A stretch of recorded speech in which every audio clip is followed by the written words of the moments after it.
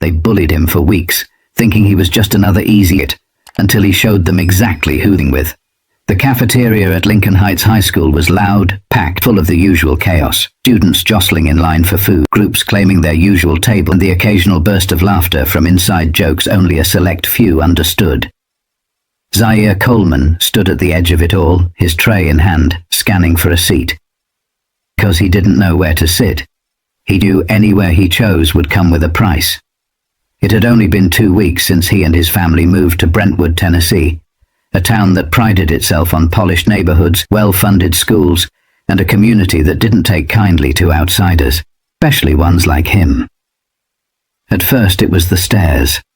Then the small things, students acting like they didn't when he reached for a locker next to theirs, whispered jokes just loud enough for him to hear, teachers pretending not to notice when a book or two accidentally hit the floor behind. Zaire had dealt with this before. Moving from city to city for his mum's job, he had learned that such the easiest way to get through it. Ignore, move on, But something about Lincoln Heights felt different. The air was heavy, the looks lasted longer. And then, there was Austin Beckett. Austin was the guy who made himself known the second to room. Football star, son. The kid everyone either wanted to be or impress. And he had set his sights on Zaire from day one. It started with a smirk. A casual bump in the hallway, 2 words, dripping with fake curiosity. "Hey, new guy. What's your deal? You don't talk much, huh?" Zaire barely reacted. He knew exactly what Austin was doing, probing, testing. He just wasn't playing the game. But Austin didn't take silence well, and neither did his friends. That's when the real trouble began. Zaire kept his head down and stuck to his routine. School, gym, home, nothing extra, nothing unnecessary. But at Lincoln Heights, staying invisible wasn't an option. The whispers turned into laughter. The casual bumps in the hallway became deliberate shoulder checks. By the end of his second week, Zaire's books had been knocked from his hands 3 times, his locker had been jammed shut, and someone thought it was funny to scribble "lost" across his desk in permanent marker. It was stupid, childish stuff he could ignore. But ignoring only seemed to make them try harder. One afternoon he was at his locker, swapping out books for his next class, when he heard them coming. Austin and his crew, Ethan, Bryce and Logan, the usual tag-alongs, the ones who laughed at every joke Austin made no matter how weak it was. "Damn, you must really like that locker, man. You spend half the day standing in front of it," Austin mused, leaning against the row of metal doors. Zaire didn't look up. He just finished swapping out his books and closed the door. Austin wasn't used to being ignored. "Come on, you don't talk much, do you? Makes me wonder if you got anything to say at all." Zaire turned, expression calm, voice even. "I just don't waste words on people who don't matter." It was a simple statement. Not angry, not aggressive, just facts. But to someone like Austin, it was fuel. Ethan let out a low whistle. Bryce muttered, "Damn." Logan just grinned like he knew something bad was coming. Austin's smirk flickered. He wasn't used to anyone standing their ground, especially not someone like Zaire. "That's funny," Austin said, stepping forward. "You think you're better than me, huh?" Zaire didn't answer. He didn't flinch. He just stared, unreadable. That's what got to Austin the most. The fact that no matter what he did, he couldn't shake him. "Careful, man," Austin said, voice low. "You keep acting like that. You're gonna make some enemies around here." Zaire didn't blink. He didn't have to say anything. The way he looked at Austin said it all. He wasn't scared. But maybe he should have been, because the games were just getting started. The problem with guys like Austin was that they couldn't stand feeling powerless. And Zaire's refusal to react had backed him into a corner. So he did what cowards always do. He made things worse. It started small.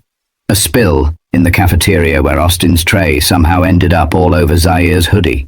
A misunderstanding in gym class when a basketball hit him a little too hard in the face. Then, the notes, crumpled slips of paper shoved through the vents of his locker, filled with lazy threats and dumb jokes. "Go back where you came from. You don't belong here. One of us is going to make sure you understand that." Zaire threw them away without a second thought. He wasn't about to give Austin the satisfaction, but the thing about bullies? When they realize their tricks aren't working, they stop playing. It was a Friday afternoon when things finally came to a head. Zaire had just finished a session at the Nashville Combat Academy, the gym where he trained every evening. He stepped out into the warm evening air, duffel bag slung over his shoulder, mentally going over his drills from that day. That's when he saw them. Austin, Ethan, Bryce, and Logan, leaning against Austin's truck in the parking lot like they'd been waiting. Zaire barely reacted. He wasn't surprised, just disappointed. "Man, you really don't know when to quit, do you?" he muttered, shaking his head.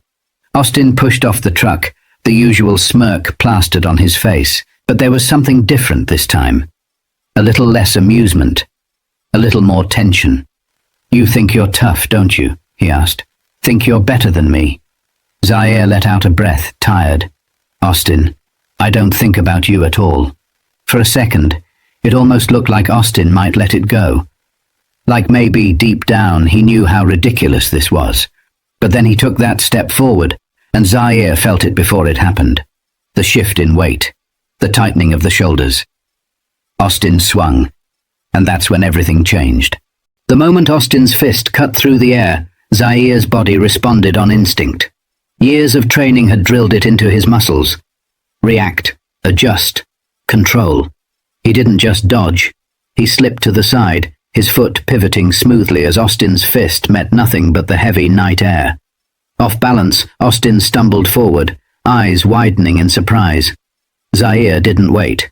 He wasn't about to drag this out. A sharp hook to the ribs, controlled, precise, just enough to make Austin stagger back with a grunt. The others moved, but Zaire had already shifted, planting his stance. "You don't want this," he warned, voice steady, "but pride is a dangerous thing." Austin let out a frustrated growl, face red with humiliation. He charged again, but this time, Zaire was ready. He caught Austin's wrist mid-swing, twisted, and swept his legs out from under him. Austin hit the pavement hard. A sharp gasp came from Ethan. Bryce took a step back. Logan's mouth hung open. Austin wheezed, coughing as he rolled onto his side, gripping his ribs. Silence. Zaire stood over him, not in anger, not in arrogance, just in understanding. "This was never about me, was it?" he said, voice calm. Austin looked up, eyes burning with frustration. But there was something else there now, something Zaire had seen before. Fear. The realization that he had never been in control. Zaire sighed, shaking his head. He should have felt good about this. He should have felt victorious. But all he felt was tired. He turned to leave, but before he did, he met the others' stares. "You can all walk away from this right now," he said, voice low. "Or you can find out just how bad it can get." They didn't move. Not right away. But Zaire could see it in their faces. The fight had already left them. Austin had never been the toughest guy in school. He had just been the loudest. And now, everyone knew the truth. But Monday morning would bring a different kind of battle. By the time Monday rolled around, the story had already spread through Lincoln Heights High like wildfire. The whispers started before Zaire even made it past the front doors. He could feel the eyes on him, the stolen glances, the quick murmurs behind cupped hands. "Dude, did you hear? He put Austin on the ground. I swear, I heard he trains like a pro fighter." "Man, I wish I'd seen it." Zaire ignored it, just like he always did. But some things were harder to ignore. In first period algebra, Ethan and Bryce sat 2 rows behind him, unusually quiet. In the cafeteria, Logan gave him a quick glance before looking away, suddenly very interested in his lunch tray. And then there was Austin. He wasn't in school that morning, or that afternoon, or the next day. When he finally showed up on Wednesday, he walked through the halls different, shoulders stiff, eyes flickering towards Zaire but never holding his gaze. The usual arrogance was gone, replaced by something almost foreign on him. Restraint. No one said a word about it, but everyone knew.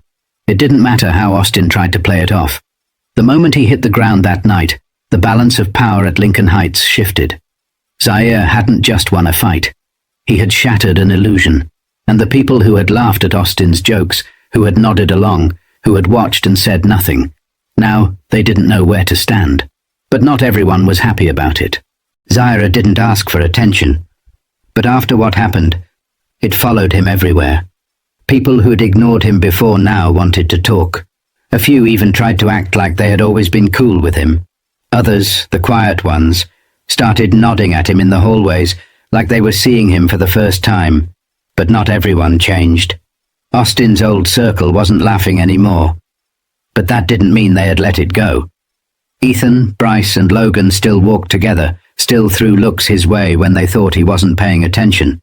It wasn't over. He knew that. But it didn't matter. Because the biggest shift wasn't in them. It was in Austin. One afternoon, after practice, Zaire was heading to the parking lot when he heard footsteps behind him. Austin. He stood there for a second, hands in his jacket pockets, looking like he wanted to say something but didn't know how. "What?" Zaire asked, keeping his tone neutral. Austin exhaled sharply, rubbing the back of his neck. "Look, man, I don't know what you expect me to say." "I don't expect anything," Zaire said simply. Austin hesitated, then let out a half laugh, half scoff. "You really don't give a damn, do you?" Zaire met his gaze. "Not about this." Austin stared for a moment, then looked down at the pavement. He wasn't ready to apologize. Maybe he never would be, but that was his problem, not Zaire's. After a long silence, Austin sighed and shook his head. "See you around, man." He walked off, shoulders still tense. Zaire watched him go, then turned back to his car. He didn't need Austin's apology. He had already won. But there was still one last thing to say. The next morning, Zaire walked through the halls of Lincoln Heights like he always had, head high, shoulders squared, moving with purpose. But this time, the energy around him was different. People who used to look past him now stepped aside when he passed. Some whispered, some stared, and a few even gave him the kind of nod that meant something more than just recognition. But Zaire didn't need their approval. He had never fought for their respect. He had fought for himself. At lunch, he sat at his usual spot, alone. He liked it that way. But today, as he pulled out his lunch, he noticed someone hesitating near his table. A kid, maybe a freshman, small, nervous, the kind that people like Austin used to pick on just for fun. He clutched his tray tightly, eyes flickering around the cafeteria, scanning for a safe place to sit. Zaire didn't say anything. He just pulled out the chair across from him. The kid hesitated, then slowly took the seat, head down, eating quietly. Zaire didn't need to speak. The message was already clear. Standing up for yourself isn't about proving something to other people. It's about knowing when to fight and when to walk away. And sometimes, it's about making sure no one else has to fight that battle alone. Because real strength isn't about how hard you hit. It's about knowing you don't have to. If this story resonated with you, don't forget to like, comment, and subscribe. Have you ever faced a moment where you had to stand up for yourself? Share your thoughts in the comments below. And remember, real strength isn't about fists. It's about knowing your worth.